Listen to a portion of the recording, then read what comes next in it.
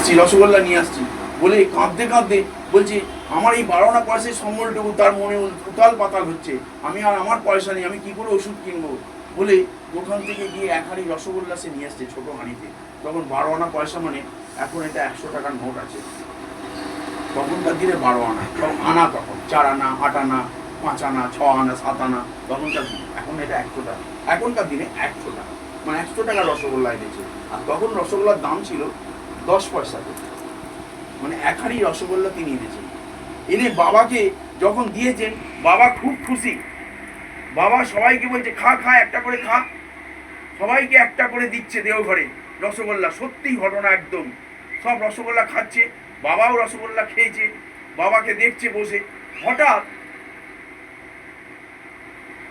যেখানে উনারা থাকেন সেখানে কড়া নাড়ছে ওর বউ, তখন নাম করছে ঠাকুরের, বিষ নামটা করছে আর ছেলের জল দিচ্ছে। তখন ওখানে গিয়ে যখন বলছে দরজায় কড়া নাড়ছে ঠক ঠক ঠক ঠক, বলছে এখন আমার কে এলো, উনি তো মন্দিরে গেছেন আমার স্বামী বাবাকে জানাতেন, এখন আমার কে এলো বলে দরজার খুলছে না ভয়েতে। ঝিঝি পোকা ডাকছে, অন্ধকার লম্প জ্বলছে, তখনকার দিনে লাইট নেই। হঠাৎ কল্পতরু দরজাটা খুলে গেল, খুলে দেখছে ঠাকুর এসে দাঁড়িয়ে ঢুকছে। বলছি কি রে, তখন বলছি কি রে বাবা তোর জ্বর হয়েছে? কিন্তু তার বাবা কিন্তু ওখানে বসে আছে দেওঘরে, আর ঠাকুর এসছেন তার ঘরে, কিন্তু ঠাকুরকে সবাই কিন্তু দেখতে পাচ্ছেন ওখানে। এসে বলছে তোর জ্বর হয়েছে বাবা, এ নেই তুই একটা রসগোল্লা খা বাবা, মাথায় হাত বুলিয়ে দিয়ে বলছে এনে বাবা একটা রসগোল্লা খা, বলে একটা খাইয়েছে, ও খেয়েছে, বলছে না বাবা আর একটা খা, আর একটা খাইয়েছে, বলছে মা তুমি রসগোল্লা খাও মা, একটা রসগোল্লা খাও, বলে তাকে 2, 4, 5টা দিয়ে দিয়েছে, বলে খাও রসগোল্লা খাও মা, ছেলে ভালো হয়ে যাবে মা, জ্বর ভালো হয়ে যাবে, চিন্তা করো না, কেঁদো না।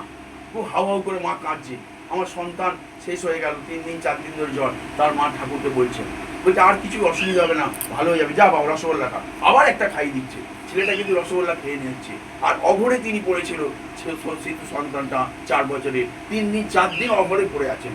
অনেক ডাক্তার বৈদ্য দেখেছেন কিন্তু রোগ তার জ্বর সামলাবেনি, কিন্তু তখন বাবা রসগোল্লা খাচ্ছে আর পক পক করে খেয়ে নিচ্ছে, চেয়ে দেখছে ছলপন করে, খেয়ে দেবে যা বাবা ভালো হয়ে যাবে বলে মাকে বলছে মা আমি আসছি, হ্যাঁ তুমি দরজাটা বন্ধ করে দাও। দরজা বন্ধ করে দিয়েছে। এবার ঠাকুরকে বলছে বল ঠাকুর তোর ছেলে কি হয়েছে? সবাই মিষ্টি খেয়েছে, ঠাকুরও খেয়েছেন, ঠাকুরের রসগোল্লা খেতে ইচ্ছে করে। ঠাকুর কিন্তু রাজভোগের ভক্ত, খুব রাজভোগ ঠাকুর পছন্দ করতেন।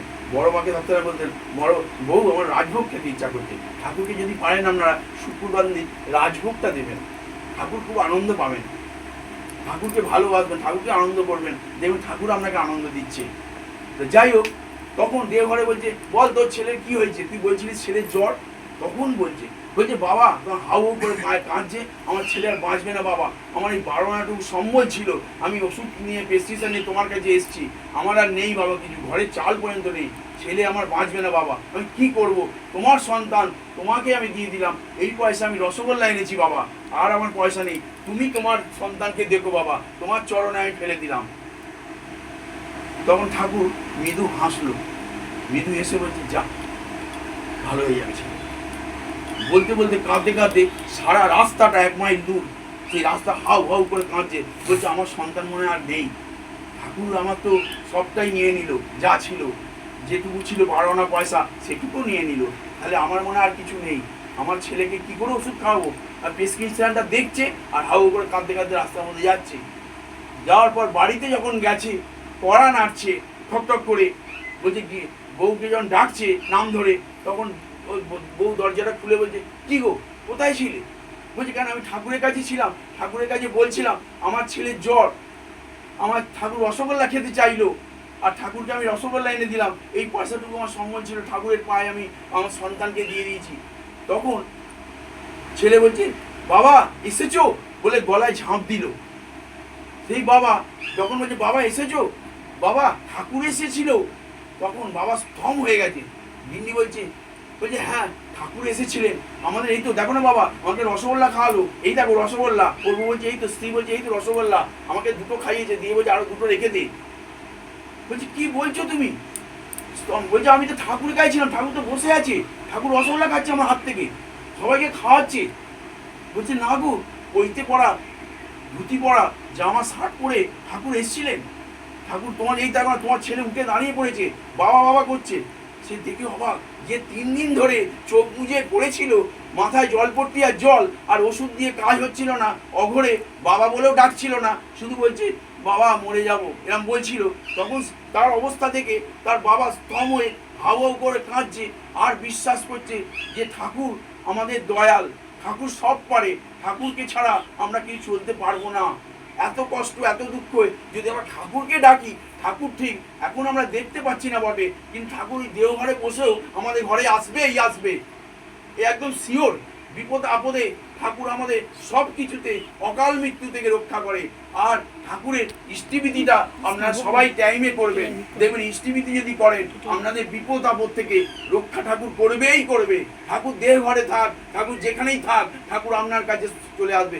আপনার অন্তর্যের মনের কথাটা ঠাকুর শুনে নেবে। উনি অন্তর্যামী, উনি দেখতে পাচ্ছেন তার ছেলে জ্বর হয়েছে, কিন্তু তার রসগোল্লাটা খেতে ইচ্ছা করছে, ওই রসগোল্লাটাই দিয়ে দিল তার মধ্যে বিলিয়ে, এবং সবার আত্মা শান্তি হয়ে গেল এবং ওনাকে ভালো হয়ে গেল। ওনাকে দেখে যখন দাঁড়িয়ে আছে বলছে রসগোল্লা খেতে ইচ্ছা করছে, কিন্তু ওনার কথাটা শুনছে না, জ্বর হয়েছে ছেলের। কিন্তু আমি ভাবছি, আমি অবাক, আমাকে ওষুধের কথা আমি ডাক্তারকে নিবেদন দিতে এসেছি আমার ছেলের জ্বর, তিনি রসগোল্লা খেতে চাইছেন, আর আমার কাছে 12 পয়সা আছে, আমি কি করব? আমরা হলে কি করতাম, ও বাবা চাইতে থাক, ও যে বলছে যে আনবে আনবে, কিন্তু সে গিয়ে আনতে যাচ্ছে। তার কতটা আমরা ভালোবাসি, সবটাই আমরা ঠাকুরকে পয়সাটা দিয়ে দিলাম, 52 পয়সা। দেহটা পর্যন্ত ঠাকুরকে আমরা দিয়ে বিসর্জন দেবো ঠাকুরের চরণে, কেন দেহটা তারই, আমার নয়। আমার আত্মা, আমার পরমাত্মা সবই তার। তাহলে আমরা তার চরণে, আতুরে চরণে বিসর্জন দেবো তার দেহকে, তিনি চালাবেন আমাদের। ভাবজ বসে চলবে কিসে, ভাববার তুমি কে, ভাববার যিনি ভাবছেন তিনি, তুমি তাকে ভাবো মা, তুমি তার চরণে এসো মা। জয় গুরু।